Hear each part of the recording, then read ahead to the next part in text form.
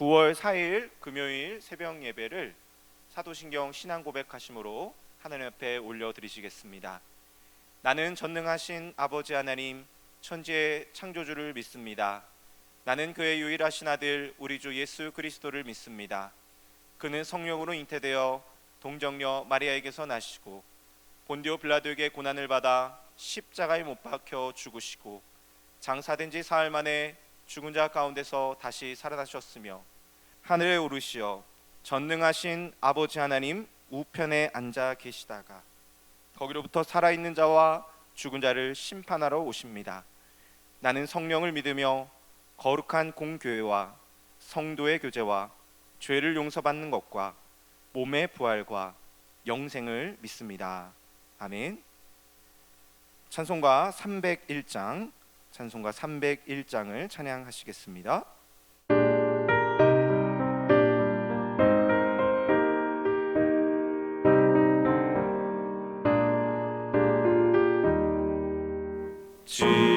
지금까지 지내온 것 주의 크신 은혜라 한이 없는 주의 사랑 어찌 이루 말하랴 찬악해나 주의 손이 항상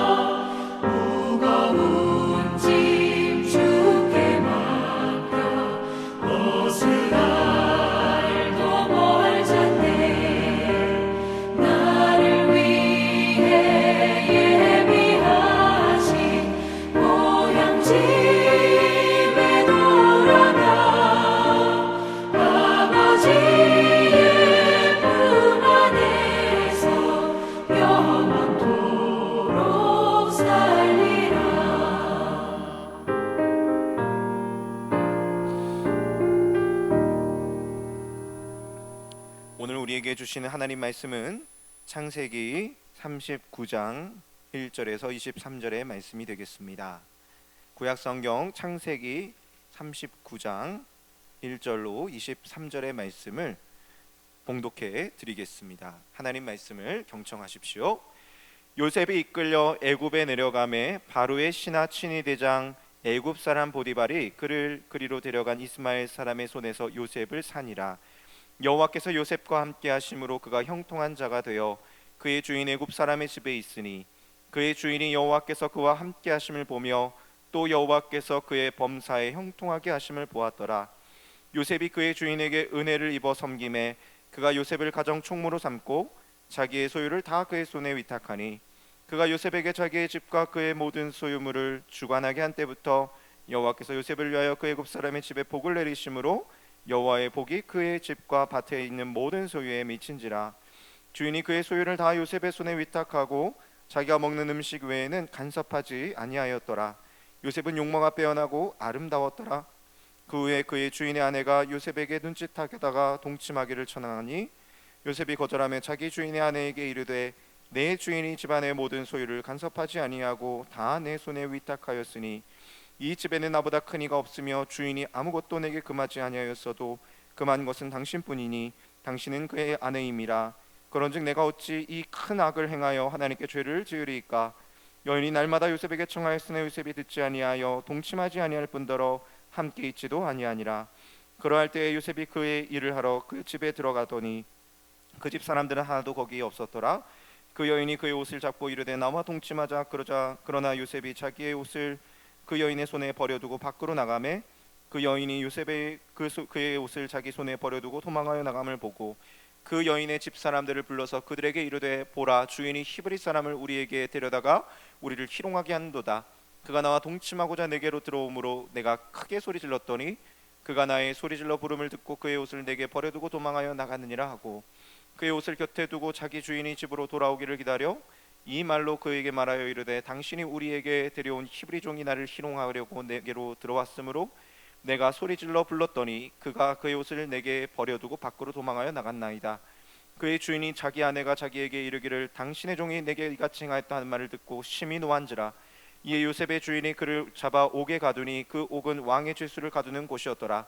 요셉이 옥에 갇혔으나 여호와께서 요셉과 함께 하시고 그에게 인자를 더하사 간수장에게 은혜를 받게 하심에 간수장이 옥중 죄수를 다 요셉의 손에 맡김으로 그 재반 사물을 요셉이 처리하고 간수장은 그의 손에 맡긴 것을 무엇이든지 살펴보지 아니하였으니 이는 여호와께서 요셉과 함께 하심이니라.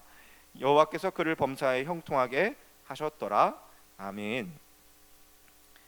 오늘은 범사에 형통한 요셉, 범사에 형통한 요셉이라는 제목을 가지고 1절에서 5절까지의 말씀에 조금 더 집중을 해서 함께 은혜를 나누겠습니다. 창세기의 말씀은 우리를 향한 하나님의 약속을 담고 있습니다. 하지만 아무리 그 약속이 있을지라도 우리는 하나님의 때를 기다려야 됩니다. 그 기다림이 좀 짧았으면 좋겠는데, 그리고 좀 쉬웠으면 좋겠는데, 하지만 성경을 보면 그 하나님의 약속의 때가 차기까지 기다리고 기다리는 데에는 참 많은 성도의 인내와 고난, 어려움들이 있음을 보게 됩니다. 그것이 바로 오늘 본문의 요셉의 삶의 이야기라고 할 수 있습니다. 하나님께서 요셉에게 17살 청소년 요셉에게 꿈을 주셨죠. 볕단과 해와 달과 별의 꿈을 통해서 너의 형들과 너의 막내 동생과 너의 아버지가 너를 섬기게 될 것이다. 그러나 그 꿈과 약속이 이루어지기까지 요셉은 수많은 시련을 겪어야만 했습니다. 그럴 때 이 시련과 위기가 그저 어려운 고난으로만 끝나느냐? 그렇지 않으면 하나님께서 이끌어 나가시는 형통의 기회가 되느냐? 그것은 바로 우리의 반응에 달려 있습니다. 그 고난을 약속을 이루시는 하나님의 과정이라고 본다면 그 고난은 잠깐이지만 그 고난 가운데서 뒹굴면서 그저 하나님을 원망하고 불평하기만 한다면 어쩌면 우리는 그 고난만 있다가 끝나버리는 인생이 될 수도 있다라는 것입니다. 오늘 말씀을 통해서 요셉이 그 고난 속에서 어떻게 하나님의 약속을 붙들며 이겨나갔는지를 살펴보겠습니다. 37장에서 요셉이 형들에게 팔리게 되죠. 형들의 아라비아 상인들의 그런 이제 팔림에 이제 온전히 넘겨지게 되고요. 38장에서는 유다의 이야기를 하다가 39장부터는 다시 요셉의 이야기가 나타납니다. 1절 말씀입니다. 요셉이 이끌려 애굽에 내려가매 바로의 신하 친위 대장 애굽 사람 보디발이 그를 그리로 데려간 이스마엘 사람의 손에서 요셉을 산이라. 요셉은 시골에서 온순하게 잘 자라던 한 아이였다가 하루아침에 느닷없이 형들에 의해서 먼 곳으로 팔려가게 되었습니다. 애굽은 당시 세계 무역의 중심지였습니다. 외국어 한마디도 못했지만 요셉은 그 외국으로 팔려가게 되었습니다. 특별히 바로의 신하 친위 대장 보디발의 집에 팔려갔습니다. 이런 상황에서 요셉은 수많은 생각을 했을 것입니다. 내가 지금 이 구덩이 안에 던져졌는데 나는 지금 어떻게 행동해야 되는가? 무엇을 어떻게 판단해야 되는가? 하지만 요셉은 그 고난 속에서도 끝까지 하나님을 의지했던 것 같습니다. 2절 말씀에 보니까 여호와께서 요셉과 함께 하심으로 그가 형통한 자가 되어, 고난의 순간 가운데 두 가지 선택의 기로에 직면하게 되지요. 나는 오늘 하나님의 뜻을 끝까지 신뢰하며 감사와 찬송을 잊지 않을 것인가? 그렇지 않으면 나는 그저 나의 신세와 처지를 한탄하며 하나님을 원망할 것인가? 요셉은 하나님의 뜻을 끝까지 신뢰하며, 그가 비록 노예의 신분임에도 불구하고 죄수의 신분임에도 불구하고 날마다 감사와 찬송을 잊지 않았던 것입니다. 그러더니 놀라운 일이 벌어지기 시작합니다. 3절과 4절의 말씀입니다.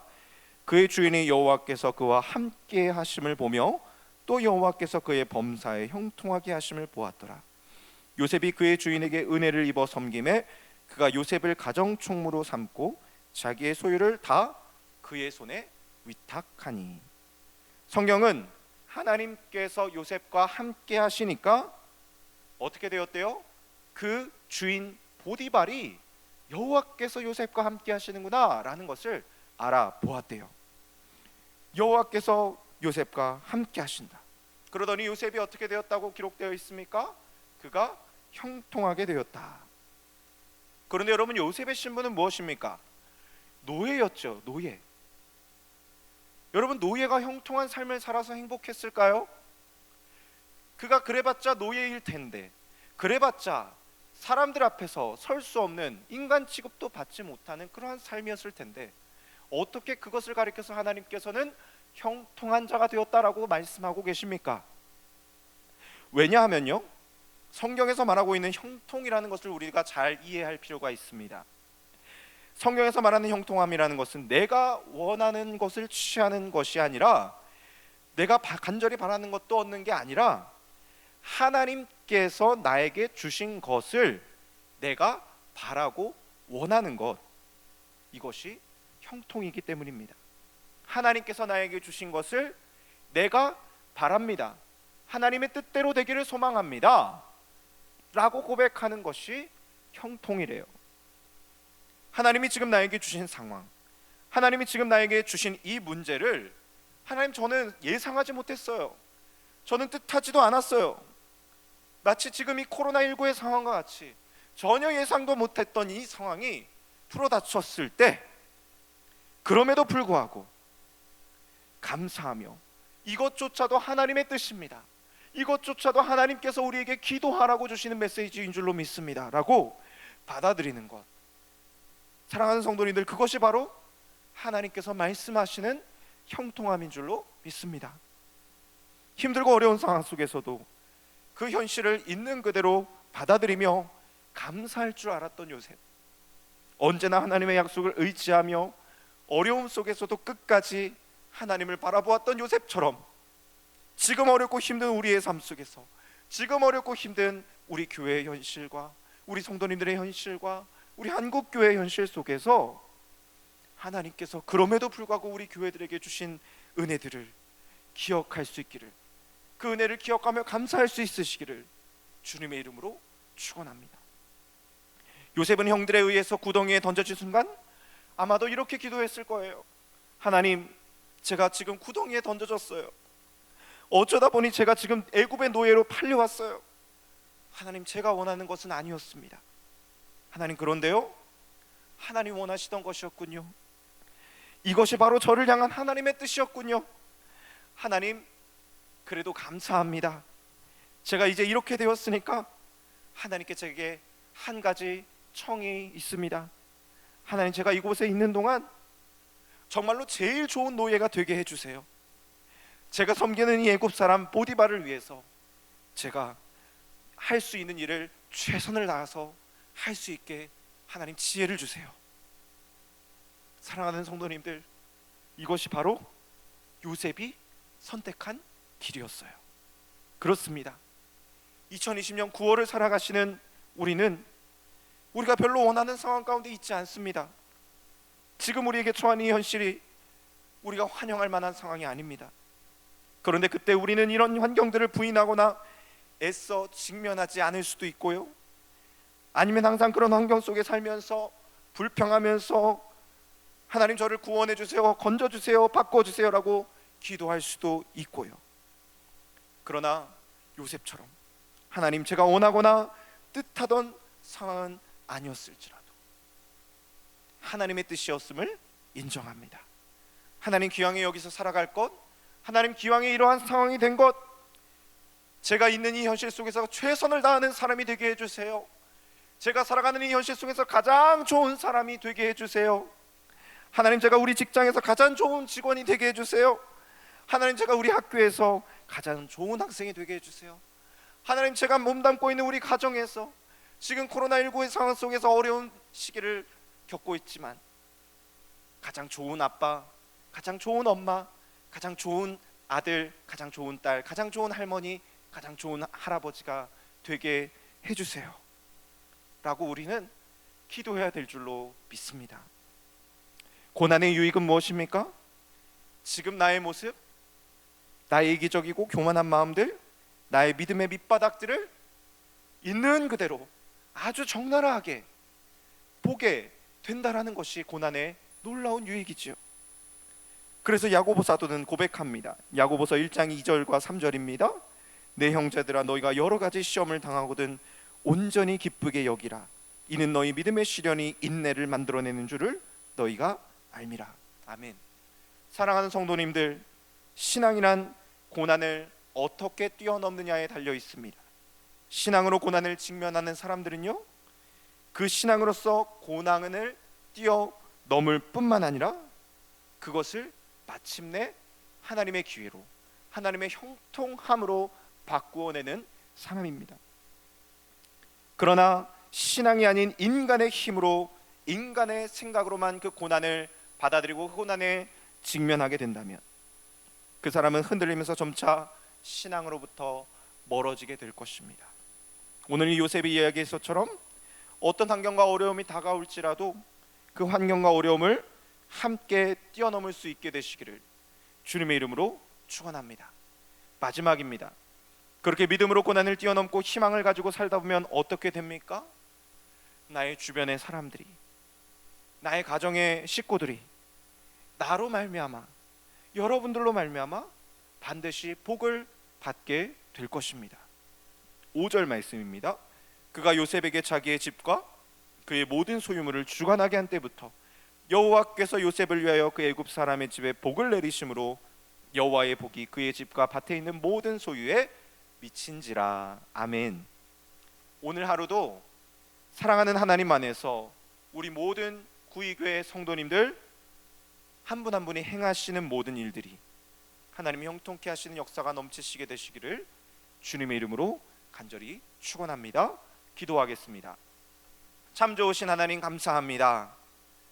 요셉의 이야기를 통해서 하나님, 고난을 겪고 있는 우리 삶의 현실 가운데서도 그럼에도 불구하고 하나님의 뜻임을 받아들이며 인정해야 된다라는 것을 오늘 말씀을 통해 보게 하시니 감사합니다.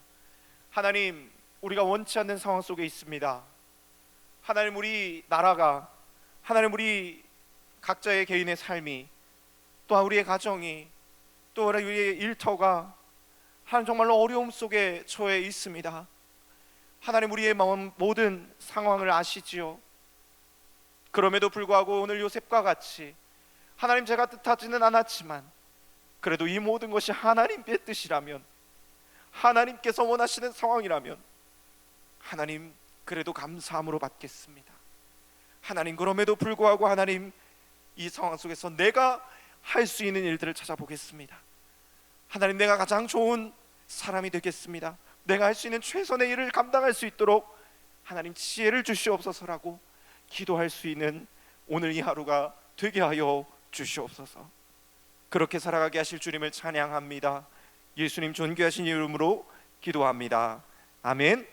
주님이 가르치신 기도가 되겠습니다. 하늘에 계신 우리 아버지, 아버지의 이름을 거룩하게 하시며 아버지의 나라가 오게 하시며 아버지의 뜻이 하늘에서와 같이 땅에서도 이루어지게 하소서.